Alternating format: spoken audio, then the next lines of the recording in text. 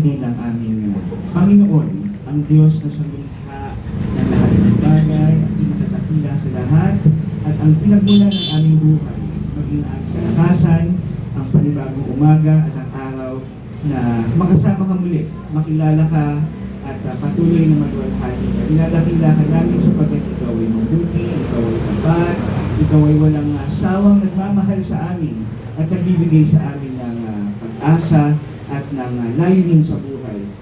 Sa umagang ito, samahan mo kami at gabayan, pangunahan, at ikaw ang kumilos, ikaw ang mag-ugnay sa amin sa isang spirito at katotohanan. At naway ikaw maitanghal bilang tunay na Panginoon na kumikilos at gumagawa sa buhay ng bawat isa at maging sa ministeryong ito kung saan kami tinaot sa simbahan ito.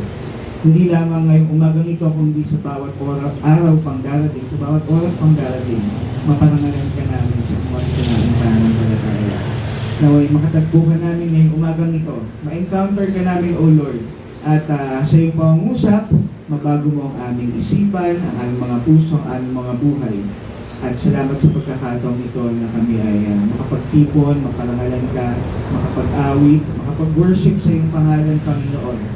At dalangin namin na alisin mo ano mang pwedeng gumambala sa amin, pagod, alalahanin at kung ano pa mang hadlang sa aming pagkipagtagpo at pakikinig sa iyo.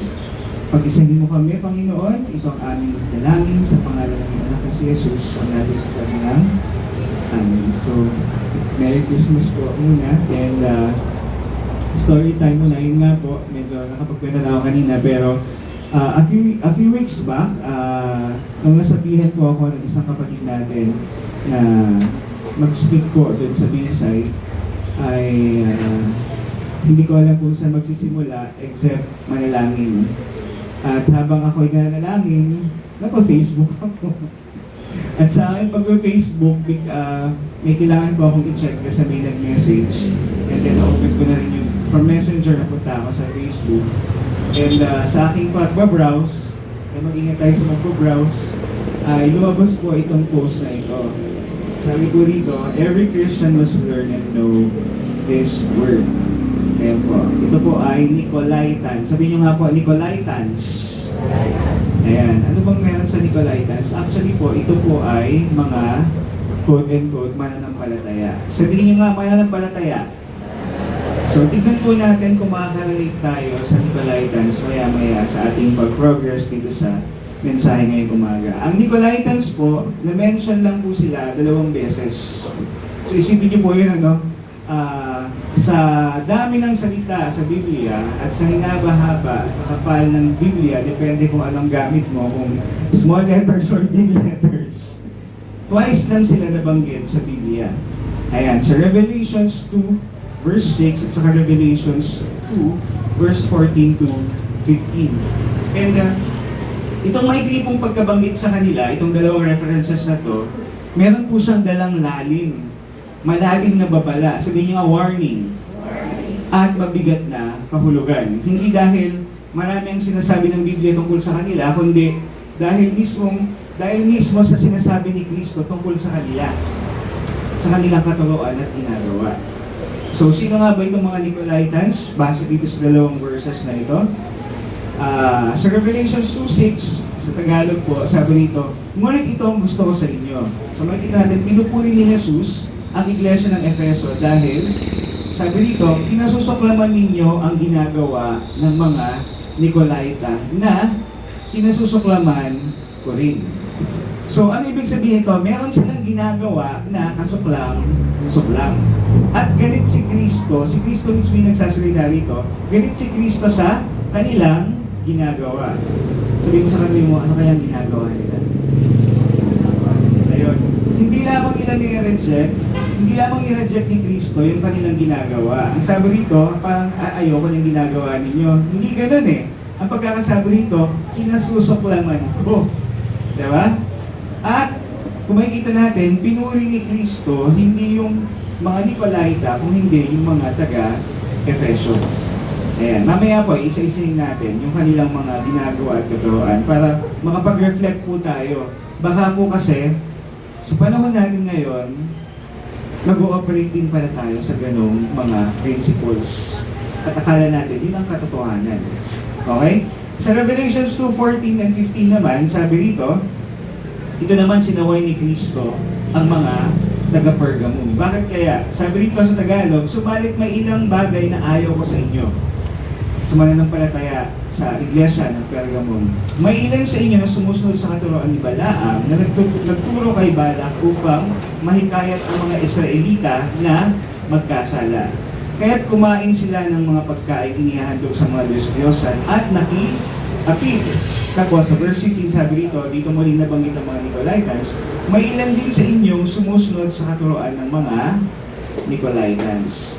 So, yung Efeso, mga taga-Efesus, sila ay pinuri sapagkat hindi sila nakikiayon, hindi sila sumusunod, hindi nila ginagawa kung ano ginagawa ng mga Nicolaitans. Pero itong mga taga-Pergamum, sinabi rito, ayaw ko sa inyo. Tandaan niyo po, mga mananampalataya po ito.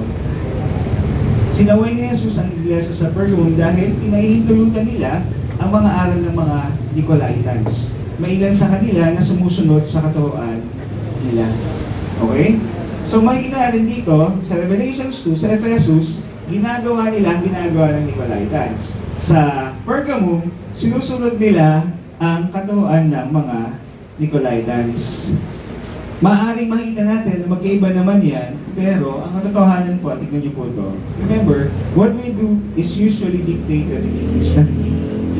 Tandaan po natin, kung ano yung ginagawa natin, madalas, dinidictate ito ng ating belief system, ng ating value system, ng ating mga pinapahalagahan.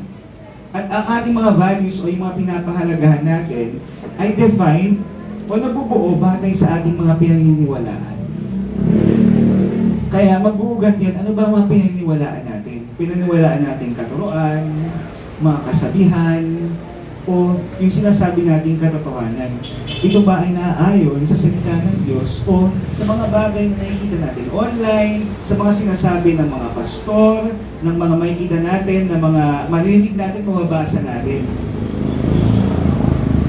Ang na-appreciate ni Kristo sa mga Bereans ay, sabi sa Thessalonians, the Bereans are more faithful ba than the Thessalonians kasi sila sinasaliksik nila ang salita ng Diyos para tignan, alamin kung ang sinabi ni Pablo ay totoo. Ang leader nila si Pablo. Hindi nila ginajudge si Pablo, kung hindi, bine-verify nila, sinisik talaga nilang katotohanan. Hindi lang sila tanggap ng tanggap.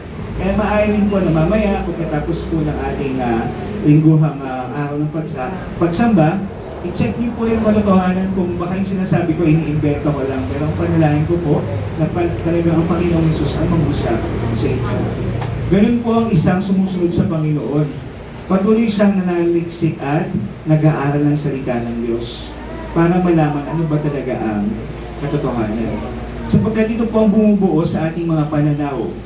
Kung para natin tignan ang mga bagay, kung para natin tignan ang mga sitwasyon na pinagdadaan natin, katulad kanina sa ating awinin ko, sabihin niyo po magbabasa na mabilis magsalita. Sabi ko kanina, kahit sa panahon ng bagyo, o sa anumang panahon na dumating tayo, kanina po nung sinundo po ako ng ating kapatid na Kuya Nico, napag-usapan po namin yung ilang mga pangyayari ng mga nakaraang araw, sapagkat yung ating paghahanda para sa Parol Alone, diba? Sabi namin, ang daming pinakita ang God at in-expose ang God sa reality at condition natin as of the moment, diba? Ayan, lumalabas yung mga character na may area, ang tawag ko sa mga guys, area of growth. Ayan, maaari pang mag-grow sa ating buhay. Amen?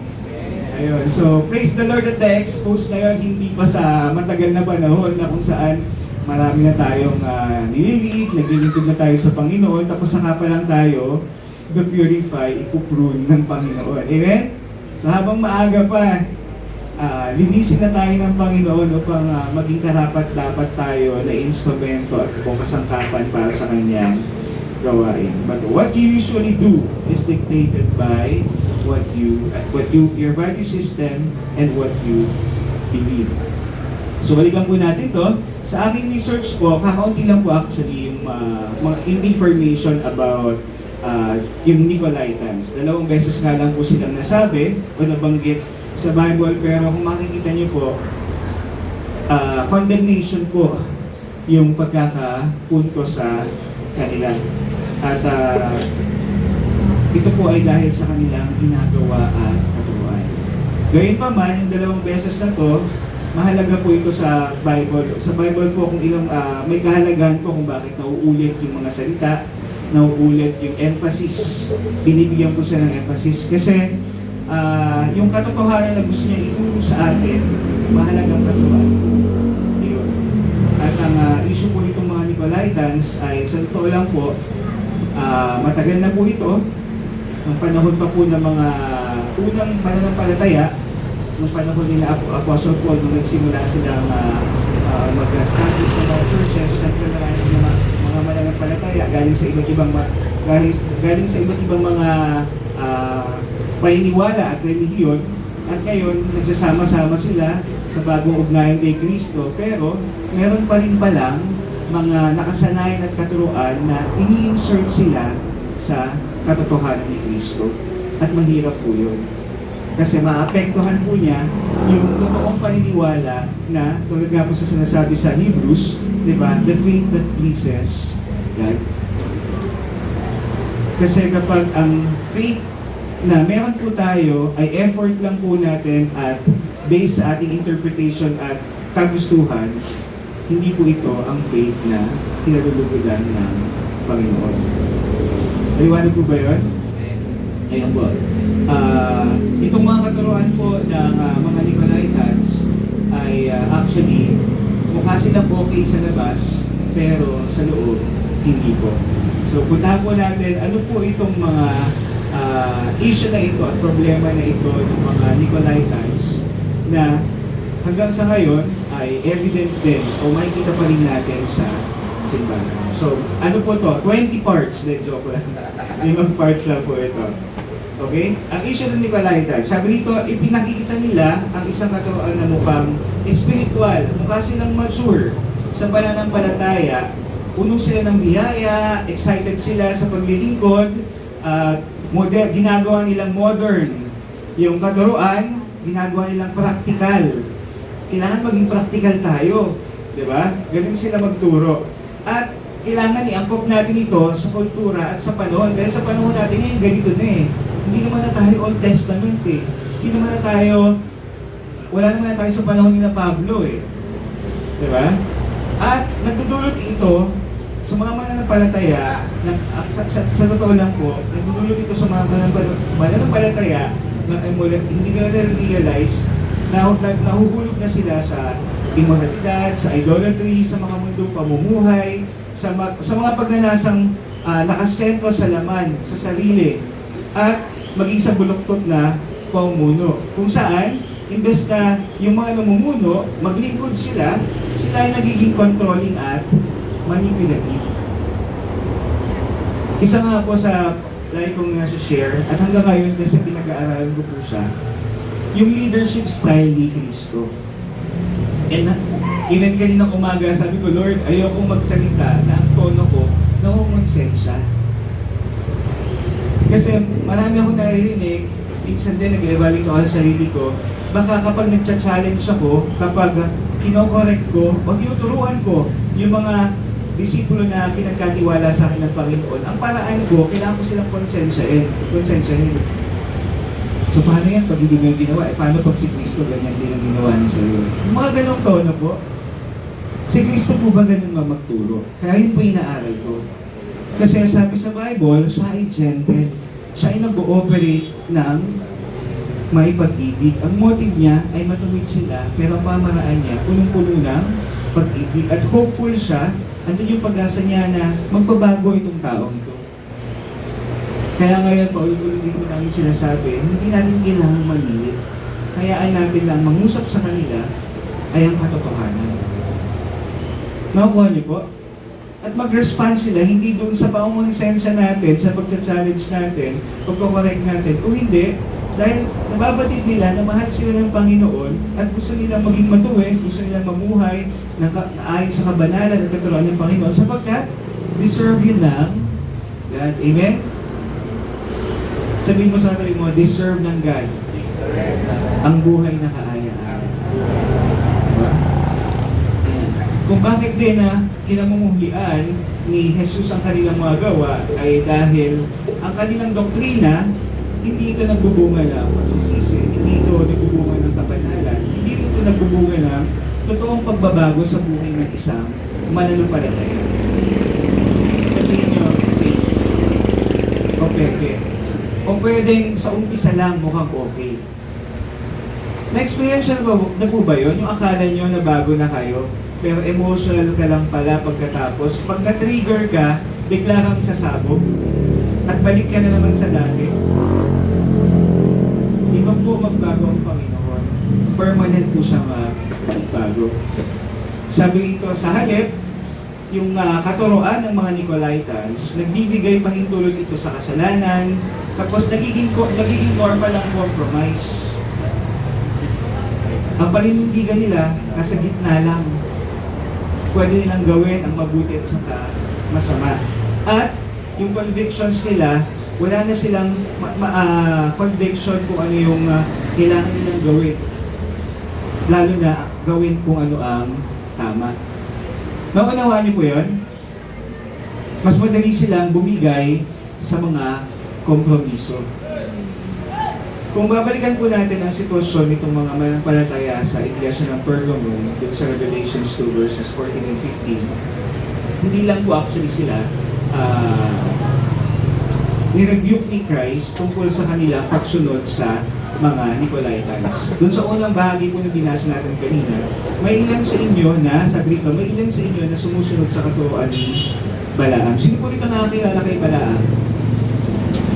Yung nasa kabilang kanta po, hindi biro lang. Gising pa po ba kayo? Ayan, sabi dito, may ilan sa inyo na sumusunod sa katuruan ni Balaam na nagturo kay Balak upang mahikayan ang mga Israelita na magkasala. So meron po ba kayong nakakasama, kakilala na inuudyokan po nila kayo, hindi namamalayan yung ginagawa ninyo dahil kasama nyo sila, na impluwensyahan nila kayo na magkasala o sumuway. Diba? Huwag ka muna umattend sa Bible study mo, ngayon lang naman. Diba? Huwag ka muna umattend ng church. Maganda yung tanong ni Ate Queenie kanina diba? Sino yung dito nga, ano yun kanina? Iniisip na parang hindi a-attend pero eventually umattend, di ba? Wala bang tumayo Ate Queenie? Hindi ko na pansin. So, wala pong napilitan ngayong umaga dito na pumunta dito. Amen? Di ba? Yung iglesia po ng Pergamum dito, yung mga mananampalataya dito, hindi lang po sila naapektuhan ng mga Nicolaitans. Apektado rin sila ng mga katuruan, tulad nga po ng makikita natin dito, mga katuruan ni Balaam. At sino po si Balaam? Si Balaam po ay isang propeta, isa po siyang priest sa Old Testament po siya. Mababasa niyo po siya sa Numbers 22-24 para ma-verify niyo po. Isa po siyang manghuhula. Ayan. At kiniklaim niya, narinig daw niya ang boses ng Diyos, namumusap daw sa kanya ang Diyos, kaya meron siyang kapangyarihan. Pagkatapos, ito sabi dito, makita niyo sa ating presentation, pero yung puso niya, sakim siya sa pera at sa mga material na bagay. Uhaw rin siya sa kapangyarihan at naghahangad siya ng gantimpala sa kanyang paggawa at pagsunod. So, kiniklaim niya na nangungusap ang Panginoon sa kanya, ang Diyos sa kanya, pero makikita niyo ang laman ng kanyang puso. Ako po ay naniniwala na ang taong may encounter kay God, nakakarinig ng boses ni Kristo. Sa bawat pagkakataong na encounter natin po siya, nababago po tayo. At malaki pong turning point sa buhay ko nung na-realize ko yung ginawa ni Kristo sa buhay ni Pablo nung na-encounter niya Apostol Pablo si Kristo sa road to Damascus. Minsan lang yon, first time niyang ma-encounter si Christ. Kasi ang laging hinahabol at tinitira at pinapapatay, pinapa-stone to death, pinapabato upang mamatay ni Pablo, di ba? Isipin niyo yun, abala siya para maghanap ng mga tawag doon, followers of the way, ang mga sumusunod kay Kristo. Para saan? Pupunta pa siya sa ibang lugar para hanapin itong mga believers na ito at ipapatay. Bago siya naging Kristiyano, pero that time na na-encounter niya si Christ sa road to Damascus, na bago ang buhay niya. At kinailangan niya mabulag para lang makita si Jesus. And in principle doon, like ko sinasabi sa mga disciple ko, just one encounter can change your life. What more, sa panahon natin ngayon, lagi natin na-encounter si Christ sa atin. Pagka-quiet time, sa ating pakikinig ng ating salita, sa ating pag-fellowship. Diba? Kaya huwag kayong mahiya na mag-spend ng time sa discussion time. Sinabihan kayo mga guys ko po, a few weeks back, sabi ko sa kanila, ang prayer ko, kasi na, close na sila eh. And even yung madalas na naging-fellowship sa ibang mga kapatid. And sabi ko sa kanila, maganda naman yung mga usapan nila, di ba? Kwentuhan, kumustahan sa buhay.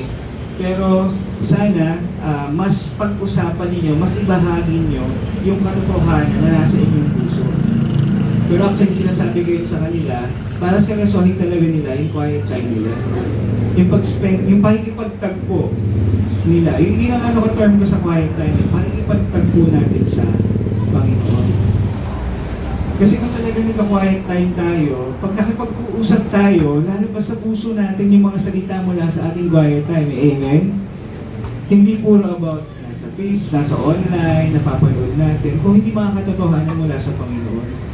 And tingnan nyo kung paano magbago yung atmosphere ng ating ugnayan at pag-uusap. Tuwing ang pinag-uusapan natin, uy, nakakatawa si Lord kanina umaga, ganito yung salita niya sa akin, ganito yung binigay niya sa akin. Di ba? Talagang doon makikita na nag-ooperate tayo as children of God, spiritual. Kasi spiritual yung ugnayan natin, so spiritual din tayo makipag-ugnayan sa isa't isa. Sunod po, part 2 na agad. Ano ang katotohanan ni Balaam at ng Nicolaitans? Pareho po actually sila. Kaya po sila pinagsama sa Nicolaitans. Yung isa ay nasa Old Testament, si Balaam. Ang mga Nicolaitans ay sa New Testament. Grupo po sila, may sinasabi po sa, marami po akong nabasa pero hindi po ito verified. Pero sinasabi niya na meron pong isang mananampalataya na parang Nicolas, parang ganoon po yung pangalan niya. Kaya po doon nagsimula yung Nicolaitans. And siya yung nagsimulang mag-influensya dun sa mga unang mananampalataya. Bago pa man sila magkawatak-watak sa Book of Acts, kung maalala nyo. Kasi naghiwa-hiwalay po sila hindi lang dahil sila inuusig, kundi dahil may purpose ang God para lumawak at mapalaganap yung kanyang salita. So, maalala po niyo yan pag nakapag-selder, sa mga nag-selder, di ba po yung binabagi ng ating mga kuya. Ayan. And ito pong kanilang katuruan, sabi ko nga kanina, ebidensya sa ating panahon. Anong mga ito? Number 1, yung compromise disguised as spirituality. Ito yung teaching na mukha silang maka-Diyos, mukha silang spiritual, pero ang totoo, marami silang tinatago. Sabi mo, marami ka bang tinatago? Gaya ni Balaam, gumagawa sila ng mga spiritual na, mukhang spiritual na mga bagay. Pag nagsalita sila, mukha silang spiritual. Pag nagbahagi sila, pag nag-sharing time, ang ganda ng insights.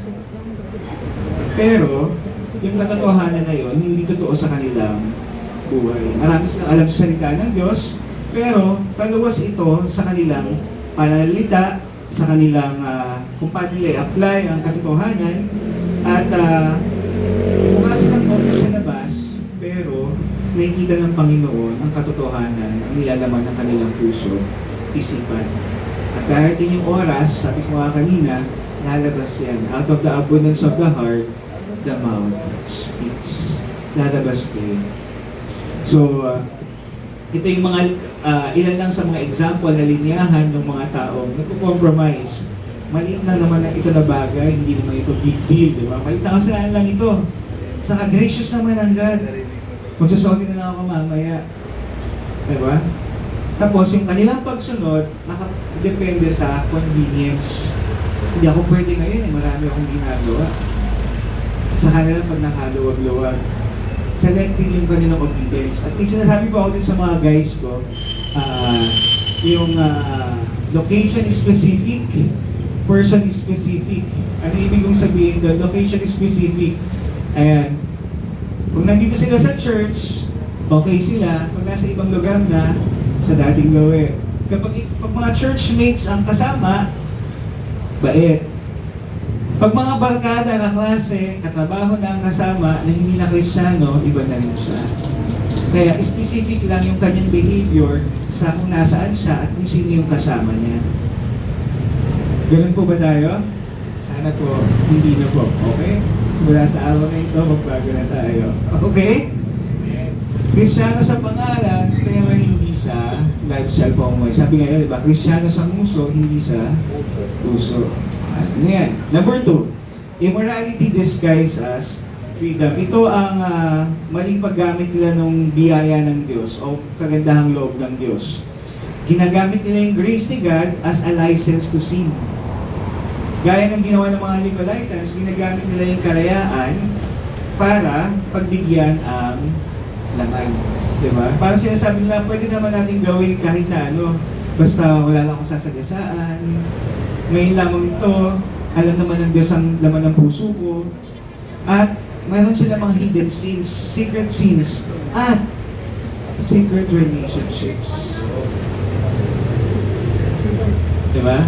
Sabi niya, bigla ko naalala, nung buhay pa si Ate Luz, lagi, madalas na nababanggit ni Ate Luni, asawa po ni Pastor Bonnie. Madalas po niyang nababanggit sa amin. Ano nga ba yun? Anything that is hidden has satanic principle.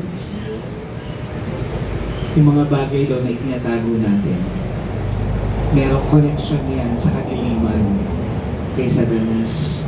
Kaya tayo po ay children of light kasi, so let everything be exposed in the light. Mamuhay rin tayo bilang mga anak ng liwanag. Walang tinatago. Kaya kung meron po tayong tinatago, let's take this season, this opportunity na ma-expose yun before God. And lapitan nyo yung mga leader, mag-confess kayo sa kanila para makalaya tayo doon sa mga bagay na ito. Nakuha niyo po ba mga kapatid? Amen. Okay? Sabi nito, repentance na hindi seryoso, nahihirapan ko akong Tagalogin nyo, takes repentance lightly. Diba? Pero parang para sa kanila, maliit na bagay lang ang repentance. They don't take it seriously. So, check mo natin ito. Another katuruan nila, ni Balaam at Nicolaitans, minimix nila yung worship at ang pagiging makamundo. Pinamimix nila yung mga bagay na maganda, si Kuya Bonnie, sabi niya dun sa amin, mag-ingat tayo na ang belief system natin is a mixture of everything that we think is good. Ito ginagawa ng mga believers ito sa ganitong church. Ito ginagawa nila ito lahat kinokolekta natin. Iniipon natin yung mga magaganda na nakikita natin sa mga kapwa Kristiyano o sa pamantayan ng mundong ito. Tapos, minimix natin yun at yun yung nagiging belief system natin. Sabi niya, ang term pa nga niya, concoction. Ano yung concoction? Yung concoction ginagamit yun madalas sa sausawan. Meron kang sariling concoction. Ibig sabihin, ang trip ko ay suka na may toyo. Siya, suka na may patis. Diba? May sarili kang mix. Ang mahirap po dito, baka yung nabubuo natin na belief system po, nabubuo natin sa isipan natin na Diyos, hindi na yung Diyos mula sa salita sa Biblia. It's a God that we created because of the preferences and the choices na gusto natin. Nakukuha ninyo? Gusto ko si Lord ganito, gusto ko si Lord ganito. Ganito siya sa akin. Yun yung God na gusto mo. Yun po yung isa sa mga principle na hindi namamalayan ng mga believers ay mula kay Balaam at sa mga Nicolaitans. Sabi dito, they serve God outwardly, pero mahal din nila ang mundo. Mali bang mahalin din ang mundo? Sige nga. Tanong niya ang sarili niya, mali ba na maghangad ako ng mga bagay dito sa mundong to? I-check po natin, ano ba ang nilalaman talaga ng puso ko. Babalik po tayo sa kung ano ang desires ng puso natin. Para saan yung gusto mo sa mundong ito? Para sa sarili, para sa pamilya, para sa kinabukasan, o para magamit iyon upang magbigay ng narangalan, kapulihan sa Diyos. Kung self-centered lang po ang motivation natin, kaya gusto natin makaahon sa hirap, yumaman, magkaroon ng magandang buhay, tandaan po natin, matilas ito ay nag-resulta sa pagmamataas, pagmamalaki sa sarili, at pagkukumpara. Pero kung gagamitin po natin yung bawat pagpapala at ang bawat ibinibigay sa atin ng Panginoon upang maglingkod sa Kanya at maparangalan siya, sabi nga ni Kuya Bonnie, yung mga mahihirap, lalo silang naghihirap dahil hindi nila binabalik sa Panginoon ang nararapat sa Kanya. Pero yung mga tumatanggap lang pagpapala ng Panginoon at ginagamit nila yun sa Panginoon, lalo silang pinagpapala. Nakukuha niyo po yun? Kaya napakahalaga po, paano po natin tignan yung mga bagay na ipinagkakaloob sa atin ng Diyos. Ang idol po is anything that we put in our lives na mas higit pa sa Panginoon. Kung mas higit pa ang trabaho mo, ang mga kaibigan mo, ang mga hobbies mo, ang mga kung ano nang pinagkakabalahan mo kaya sa Panginoon, kaysa sa oras mo sa Panginoon, idol po yun. Ikaw ay ang tawag dito, you fall dun sa idolatry. At galit ang galit sa idolatry. Sabi rito, active sa ministry pero worldly ang choices at mga activities, lalo na pag wala na sa church. Nakukuha niyo po to? Okay, next. Mga 20 pa to. May desire for reward over righteousness. Tulad nga nabanggit natin kanina, ito yung nasa puso ni Balaam. Mas mahalaga sa kanya yung reward, yung recognition, yung pera kaysa sa pagsunod sa Diyos. Yung kanyang style ng pagtuturo, sabi dito, serve God pero make sure mag-benefit ka din. Diba? Ang ministeryo ay para sa sariling pagpapatunay, yan daw yung Tagalog ng validation, o pagkilala o recognition. Diba? Kaya siya naglilingkod kasi gusto niya na ma-appreciate siya, ma-validate siya, ang galing mo naman. Dati po nung mas bata-bata pa ako at ako po ang head ng worship team ng LB Main, ako rin po ang head ng worship leaders. Pagkatapos kong mag-lead ng worship, after ng service, bababa ako ng stage, nalakitan ko yung mga close brothers and sisters ko at sasabihin ko, okay ba ako kanina? Okay ba ako nag-lead kanina? Mukha namang magandang intensyon, pero eventually na-expose na naghahanap pala ako ng validation. Nakuha niyo po yun? Okay ba yung ginawa ko? Parang sintonado ako kanina, no? Kanina sabi ni Ate Queenie, no? Sino ba ito ang nag-worship na pero nasintonado? Hindi ako tumayo, pasensya na po, hindi ako nasisintonado. Joke lang.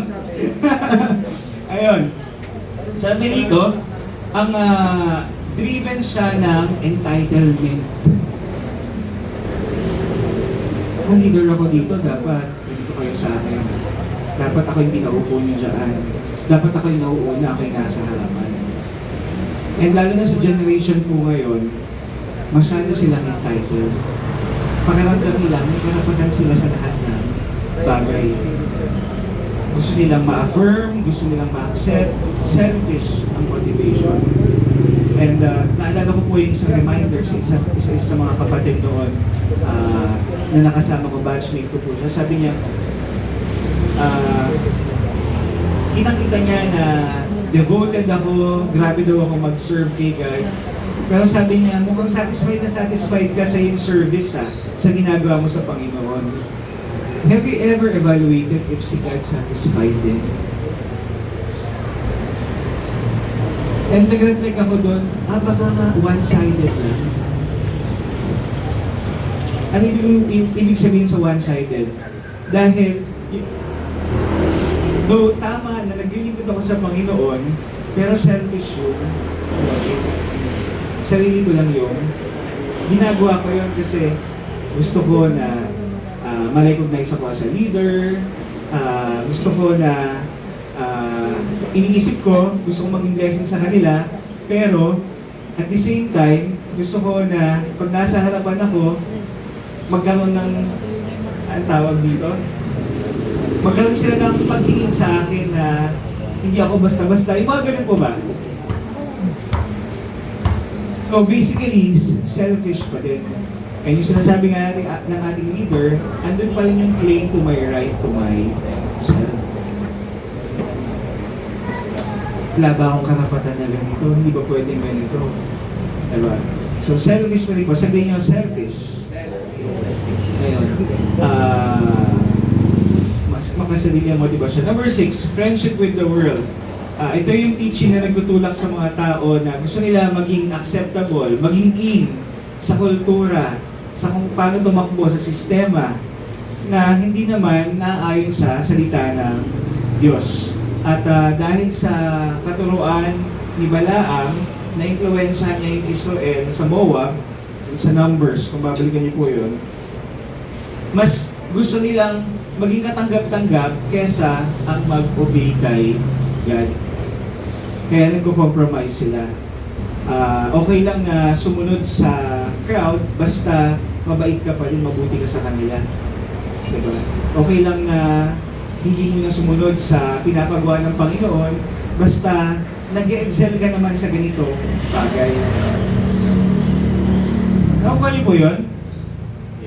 Huwag ka masasabi dito, huwag ka, nailagay ko pa dito, huwag magsalita ng tungkol sa kasalanan kasi baka ma-offend sila. Diba? Baka maya-maya hindi ka nila kausapin. Ang mahalaga, nakikisama ka at tanggap ka nila. So pinaghahalo nila yung mga bagay sa kultura, tradisyon, minimix nila yon sa katotohanan ng Panginoon. Kaya makikita niyo po dito, yung nasa left at saka nasa right, nasa gitna sila. Sa mabuti at sa masama, nasa gitna sila. Gusto nilang i-avoid ang conflict. Ayaw nilang may maagrabyado, makasalanan. So mananahimik na lang sila. Ito-tolerate na lang nila yung mali, hindi nila itutuwid. Number 6, compromise for acceptance. Mas gusto nilang maging katanggap-tanggap sila kesa si God ang ma-please sa ginagawa nila. At sabi nga rito, lahat naman gumagawa niyan. Maliit na bagay lang naman yan. So halos magkakapareho itong mga, magkakaugnay itong mga katuruan nila. At ang resulta po nito, sa ng mga katuruan nito, mga pananaw nito, ng mga Balaam at Nicolaitans, ay, ito po, na-normalize ang kasalanan at nagkakaroon ng mas ng mga open doors sa mas malalim pang kasalanan. Mas lalong maraming tinatago. Nagkakaroon din ng hardening ng puso, pagtigas ng puso. Nagkakaroon ng paghihina ng spiritual discernment at ng conviction. At na papalitan ang kabanalan, imbes na mamuhay ng banal, mas nagpo-fall sa compromises. Sabi rito, it destroys spiritual authority and relationships.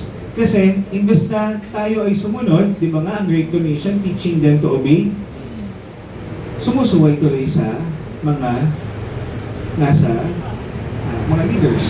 Whether leaders sa church or leaders sa ating sa gobyerno, for example, sa mga delegated authorities, sa ating mga boss, sa teachers. Sabi rito, it prevents spiritual growth. Pinipigil niya ang spiritual growth at sinisira niya ang testimony ng isang mananampalataya at ang pamumuno. Kaya, mag-evaluate din po tayo with this katuruan, teachings, at ginagawa ng mga Nicolaitans at mga tinuturo ni Balaam. Naapektuhan ba dito tayo? Nag-ooperate ba dito tayo? One of the things na natanong ko po din sa mga guys ng mga nakaraang linggo, but before ko itanong sa kanila, nag-evaluate din po ako sa sarili ko. Kasi sabi kong, lalo na pagdating sa area ng fruitfulness. Sino rito ang may mga nililid na mga disciples or kahit mga young believers pa, pero may mga nililid na? Ayun, mga leaders na, Bible study leader, cell leader, pakitaas nga po yung kamay. Ayan, so may ilan po. Kaya tanong-tanong, at gusto ko rin po kayong tanongin. When was the last time na bunga po?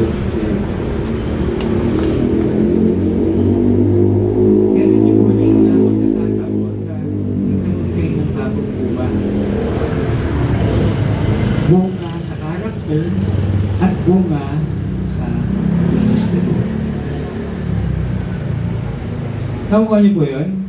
I hope that you will reflect on it and let's return to the Lord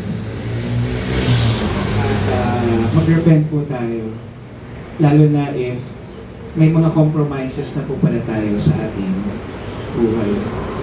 Ano pa ang mga resulta? Marami pa. Resulta ng mga katuruan nila. Ito sabi dito, a Christianity that sounds right but lives wrong. Mukhang tama yung tunog tama namang maganda ng masarap mga pakinggan, magandang pakinggan, pero mali yung pamumuhay. Mga Kristiyanong nanalangin, pero hindi naman sumusunod. Ang buhay nila ay walang boundaries, walang pagpipigil sa sarili, hindi seryoso sa kabanalan, at pakiramdam nila, entitled sila sa kanilang paglilingkod. At yung ministry nila, yung pagsaserve nila, nagpe-perform lang sila. Maalala ko nga, si Kuya Ricky niya, meron siyang dinil na leader kasi matagal na siya, marami siyang disciple, pero hindi sila magkasundo ni Kuya Ricky niyo. Ayaw mag-submit kay Kuya Ricky. Ayan. At itong mga to, naghahambing at may competition sa pagitan ng mga mananampalataya. Lalo na, pinaghahambing nila ang mga leaders. Kinukumpara nila yung sarili nila sa ibang mananampalataya. At least ako ganito. So, ganito po yung pananaw ng mga nag-fall. Ano ba nag-fall? Nadadala sa mga katuruan at gawi ng ni Balaam at ng Nicolaitans, na maaaring hindi natin nare-realize kasi hindi naman ito itinuro. Hindi naman siguro tinuro ni Kuya Nico ito ang katuruan ni Balaam at Nicolaitans, ganito dapat tayo. Hindi naman gano'n eh. Pero dahil sa ating pagmamasid, sa ating pagkikipag-ugnayan, sa loob at saka sa labas, hindi natin namamalayan na itong mga katuroan na ito, na-entertain na natin at nagiging patihan na ng buhay natin at ng ugnayan natin sa loob ng simbahan. At ito yung dahilan bakit sinusuway, nire-rebuke, kinasusuklaman ni Jesucristo ang mga mananampalataya na gumagawa at sumusunod sa mga katuroan ng Nicolaitans at ni Balaam. Ano ba ang katuroan o pananaw ng Diyos tungkol sa mga bagay nito? Sabi nito una, sa Tagalog na lang po. Sapagkat nahayag na ang kagandahang loob ng Diyos na nagtutulot ng kaligtasan sa lahat ng tao. Ito ang nagtuturo sa atin na, basahin ka po natin, talikuran ang makabundong pamumuhay at damdaming makalaman. Sabi po nyo, ang kagandahang loob ng Diyos, yung grace ni God, nagtuturo sa atin na talikuran ang makamundong pamumuhay at damdaming makalaman. At mamuhay tayo sa daigdig na ito ng may pagpipigil sa sarili. Sabi niya nga, pagpipigil sa sarili, matuwid, at karapat-dapat sa Diyos. Nung isang araw, yung Friday po, pag Friday may PS kami kay Kuya Bonnie, at nabahagi po niya na ang grace ni God, yan ang nagbibigay sa atin ng lakas, ng enablement, para i-pursue o gawin ang kalooban ng Diyos. para magawa natin ang purpose ng Diyos. Madalas kasi may definition na, may naging common definition na ang grace eh. It is something that is given to you that you do not deserve. Pero sabi ni Kuya Boy sa amin, kaya kung titignan natin ang Bible, mas ine-emphasize doon na ang grace ni God ay ang kaloob ng Diyos na tumutulong at nagbibigay lakas sa atin upang mamuhay ng banal, ng matuwid, at magbigay ng kaluwalhatian sa Panginoon. So hindi siya masyadong centered dun sa definition na it's about you, that you do not deserve it. Nakuha niyo po yun? Sabi pa dito sa Efeso 5:13 hanggang 5, dahil mga banal na kayo, sabi ko, banal ka na, hindi nararapat na ang isa man sa inyo ay masabihang siya ay malaswa, mahalay at sakim. At hindi rin nararapat na marinig sa inyo ang mga malalaswa o walang kabuluhang usapan at masasamang biro. Kung makikita niyo po dito, bago pa man sabihin ni Pablo sa mga taga-Efeso kung ano dapat nilang gawin, ano po na yung sinabi? Mga banal na kayo. Mas in-emphasize muna ni Pablo ang identity nila. Sabihin nyo nga, identity. Ayan, dyan tayo babalik sa ating identity. Sapagkat kung ating identity natin kay Kristo, yun din ang magdidikta ng ating pamumuhay. Amen? Ayan. Kung mapapansin natin, hindi lang po tungkol ito sa ating gawa, pati mga isinama rin dito ang pananalita. Diba? Sapagkat ipinapakita ng pananalita ang nilalaman ng ating puso. At na-influensyahan ng pananalita ang ating mga kilos at sabi dito, sa halip, magpasalamat kayo sa Diyos. Tandaan niyo, walang mahalay, malaswa ang pamumuhay at sakim ang mapapabilang sa kaharian ni Kristo at ng Diyos. Sabihin niyo, wala. Ayan. Kaya kailangan tayo ay banal. At ang pagiging banal ay hindi something na pinagtatrabahuhan. Tayo ay pinabanal ng Diyos mula nang tinanggap natin si Kristo. Kasi akala ko dati, ito ang kabanalan, kailangan ma-reach ko yan, effortan ko. Pero dito ako magsimula hanggang sa ma-reach ko yung kabanalan. Pero simula pa lang tinanggap ko si Kristo, hindi na nila ako doon. Kaya ngayon ang pananaw, kaya ako gagawin ito dahil ito ang ginagawa ng isang banal na anak ng Diyos. Nakuha niyo po? Kaya kita tatatuhin ng mabuti dahil ang isang banal na anak ng Diyos, tinatato niya ang kanyang kapwa ng mabuti, na may pag-ibig. Amen? Kaya tayo nandito ngayon dahil isang anak ng Diyos, kinakatagpo siya tuwing linggo. Amen? Okay. At tatapos na po. Sabi dito, tinawag kayo upang maging malaya. Mga kapatid, tinawag kayo upang maging malaya. Ngunit huwag ninyong gamitin ang kalayaan nyo para pagbigyan ang mga pagnanasa ng laman. Kasi nga po, di ba, yung mga katuruan ng Nicolaitans at saka ni Balaam, malaya na tayong gawin ang kahit na ano. Pero sabi dito, at to the point na sila ay nagkakasala. Pero sabi dito, huwag niyong gamitin ang inyong kalayaan para pagbigyan ang pagnanasa ng laman, para magkasala. Sa halip, magmahalan kayo, magtulungan. At yan po, makikita natin, yan po yung pinaka-heart ni Christ. Ang magmahalan tayo, ang lahat ng mananampalataya at magmahalan at magtulungan o maglingkuran sa isa't isa. At magagawa lang po natin ito if ilalagay po natin si Kristo sa dapat niyang kinalalagyan sa ating buhay. And as a last part po nitong message, ang challenge po sa atin is to make Jesus the center head. Kailangan ilagay po natin si Kristo sa kanyang tamang lugar. Hindi lamang siya ang sentro. Kaya ginawa ko pong center head. Siya rin po ang ulo. Siya ang mangunguna sa atin. Nakuha niyo po? Paano natin ito gagawin? Number one, i-recognize at i-acknowledge po natin si Kristo bilang Panginoon. Huwag niyo po munang isipin ang sarili natin. Madalas kasi, paano ba to? Ang gusto ko lang po ipunta rito, dito sinabi ko na huwag mo natin isipin sa sarili natin, whether pakiramdam mo, iniisip mo, nabasa mo, pinaniwalaan mo siya ang Panginoon, ang isipin mo muna, whether nararamdaman ng Panginoon siya hindi magbabago na siya ay Panginoon. Nakakuha niyo po ba yun? Mag-focus muna tayo, hindi siyang Panginoon ng buhay ko. Hindi muna yung buhay mo eh. Yung pagiging Panginoon muna niya, base sa kung anong sinasabi sa kasulatan ng Panginoon. I-acknowledge mo natin yun. Para hindi po natin i-define yung pagiging Panginoon niya doon sa nararamdaman natin o sitwasyon lang natin. Nakuha niyo po yun? Madalas kasi, ang pagiging Panginoon lang niya, situational. Kung ano rin lang ang nararamdaman natin.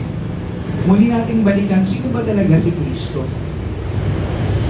At ibalik natin yung tamang ugnayan sa Kanya.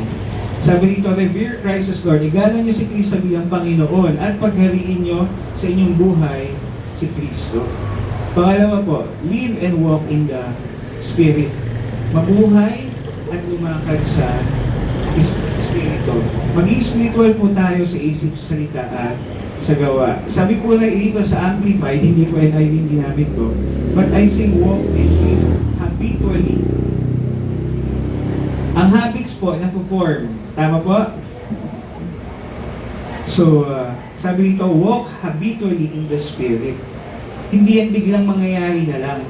Sabihin mo sa sarili mo, pinagdidesisyonan. Diba? Kailangan pagdesisyon ng mamuhay sa Espiritu. Sabi dito, let the Spirit direct your lives. Mamuhay kayo na ayon sa nais ng banal na Espiritu. Para hindi niyo magbigyan ng pagnanasa ng naman. At pamuli, set your heart and mind on heavenly things. Sabi po sa Colossus, set your minds on things above. Sa Tagalog, yung binuhay na kayo muli nakasama ni Kristo, ituon ninyo ang inyong pag-iisip sa mga bagay na nasa langit, na kinaroroonan ni Kristo na nakaupo sa kanan ng Diyos. Ang mga bagay na panlangit ang isaisip ninyo, hindi ang mga bagay na panlupa. Sapagkat namatay na kayo at ang inyong buhay na nakatago sa Diyos kasama ni Kristo. At ang buhay ay nakatago sa Diyos kasama ni Kristo. Sabi po rito, namatay na kayo. Buhay pa kayo. Diba? Namatay na tayo sa kasalanan. Sa dating buhay natin. At ang buhay natin ngayon ay ang bagong buhay na nakay Kristo. Yun po ang ating ipamuhay ngayon. And sa season na ito, huwag po natin hayaan na matali po tayo sa celebration. Diba? Busy tayo ngayong Pasko. Sabi ni Kuya Nico, busy na daw. Baka maya-maya matali tayo sa pag-aasikas sa paghahanda, sa ating mga bisita, sa pagbawi ng pagpapahinga. Kasi napagod buong taon, magtrabaho. Diba?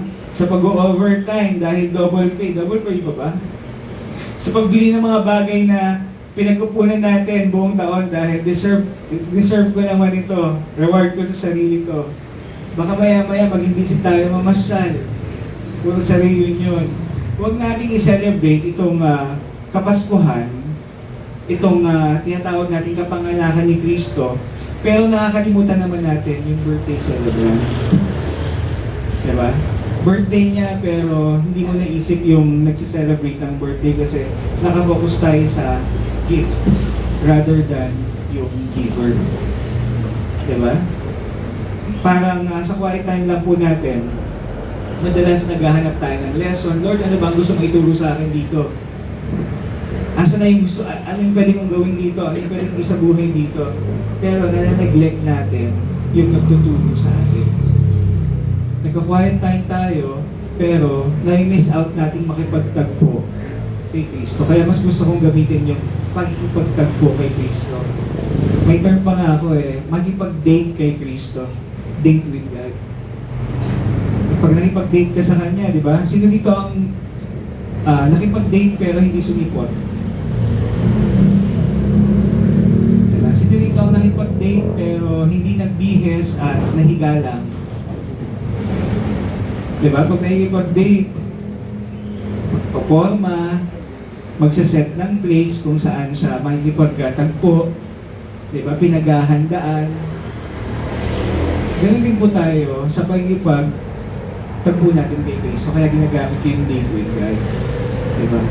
Magsaset ka ng time, ng place, hindi sa higaan kasi katutulugan mo yan. At sisiputin mo siya. Amen? Diba? So, let's take seriously ating devotional time, quiet time. Ano bang gusto yung tawagin? Bahala kayo. Basta make sure you don't miss out na yung time na yun, hindi about you, but about God. Kakuha niyo po? Hindi yun ay oras para lang gumaan ang loob mo. Hindi yun oras para lang matuto. Kung hindi, makilala ang God. Bakit? Ito po ang lagi kong sinasabi sa mga kapatid. Nakita nyo na po ito sa, nagulat ako, maging sa GC ng Santo Domingo, nakapost ito. Diba? Lagi ko po itong pinapaalala sa mga kapatid, nag-disciple ko, yung the more principle.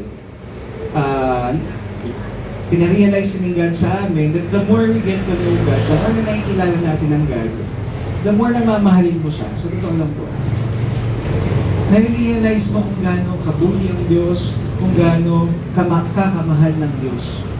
At pag na-realize mo yon, sa totoo lang po, nabago ako hindi lang dahil maraming ginawa ang Diyos sa buhay ko, pero dahil na-realize ko na gaano man ako kasama, gaano man kasuklam-suklam ang aking mga ginagawa dati, kasuklam-suklam talaga, di ba? Minahal ako ni God. At pag na-realize nyo yun, lalo nyo siyang mamahalin. And the more na minamahal natin ang Panginoon, doon tayo nag-grow. Doon tayo nagiging katulad niya. Napo-form si Christ sa buhay natin. Mula sa puso natin, sa isip natin. At the more na napo-form, mag-grow tayo, at nagiging katulad natin si Kristo, sabi rito, the more na magagawa natin, nagagawa natin, yung ginawa niya. Kung maalala niyo po, kung alam niyo po yung Jesus Ministry Pattern, Jesus JMP, sa totoo lang po, hindi natin kayang gawin yun kung effort lang natin. Kasi si Christ lang nakagawa nun. Pero kung na-form si Christ sa buhay natin, na bago tayo at naging kawangis natin si Kristo, doon natin magagawa ang Jesus Ministry Pattern. Kung paano namuhay at nagministeryo si Kristo. At kung nag-grow po tayo at na-form si Christ sa atin, hindi niyo po kailangan pilitin ang sarili niyong maglingkod, pumunta sa simbahan, mag-Bible study, mag-quiet time. Natural po yun. Kaya rin po ang pamumuma ay natural. Nakuha niyo po? Kaya babalik po tayo sa pinaka-basic sa lahat. Kaya pag nag-quiet time po kayo, mauna niyong tanungin, Lord, sino ka rito sa binabasa ko? Base sa kung sino si God, Lord, anong gusto kong ma-realize ko tungkol sa kung sino ako kasi ikaw ito.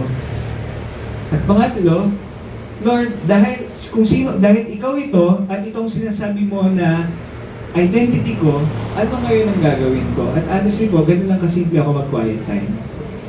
Kasi iba po yung Bible study sa quiet time, Bible reading sa quiet time. Nakafocus lang ako, Lord, sino ka? Sino ka? Sino ako base sa kung sino ka? At anong gagawin ko dahil sa kung sino ka? Sino? Nagets po? Yun lang yung pattern. Para po bawat ginagawa ko is just a response sa kung sino ang Diyos. Paliwanag po ba yun? At sana po mag-reflect ito sa ating personal na buhay, sa ating personal na ugnayan kay Kristo, sa ating pagkipag-ugnayan sa isa't isa at sa mga iba pang mananampalataya, hindi lang sa lakas angkan, kung hindi sa ibang mananampalataya na nandito sa bae at sa ibang pang lugar, sa ating pamumuhay, sa ating gawa, at sa ating mga salita. So, Merry Christmas po sa bawat isa. At bilang pagtatapos, manalangin po tayo. Panginoong Diyos, maraming salamat sa iyong salita na nagpaalala sa amin na ikaw ang aming Panginoon. Ang aming tagapagligtas, ang sentro ng aming buhay, hindi lamang ngayong Pasko, kundi sa araw-araw at sa lahat ng panahon. Salamat sa paalala mo na Kami ay hindi dapat mamuhay sa kompromiso, kundi sa kabanalan, katapatan at pagmamahal sa isa't isa. Hiling po namin ang iyong patuloy na pag-iingat at paggabay sa bawat isa na tumanggap na iyong salita at sa mga kapatid naming wala rito maibahagi namin sa kanila ang katotohanan mula sa iyo. Tulungan mo kaming isabuhay, ipamuhay ang lahat ng ayong mga narinig at tinanggap ngayong umagang ito at umiwas sa katuruan at gawain naglalayo sa amin sa iyo at nagdudulot sa amin ng kompromiso. At mamuhay kami ng may pagsunod sa Espiritu at sa iyong salita. Pagpalain mo po ang bawat isa, ang bawat individual, ang bawat pamilyang narito ngayon. Punin mo kami ng pag-ibig, ng pagpapatawad, ng pagkakaisa, at sa inang iglabalik ang lahat ng papulit pagsamba sa pangalan ng Jesus. Amen.